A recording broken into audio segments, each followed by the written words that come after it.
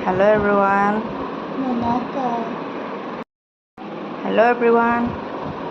এইফালে এইটো হৈছে মোনাকা কিচমিচ। এইটো এনে নৰ্মেল কিচমিচটোতকৈ অলপ ডাঙৰ আৰু এইটো দিওঁ মই থেৰাপি হিচাপত। এয়া 3টা গ্লাছত আধা কাপ পানীত প্ৰথম দিনা এটাকৈ কিচমিচ দিছোঁ। আগদিনা ৰাতি তিয়াই থৈছোঁ। এতিয়া ৰাতি বাজিছে 10:30 আৰু নেক্সটটো মই কাইলৈ দেখুৱাম আকৌ কেনেকৈ দিওঁ।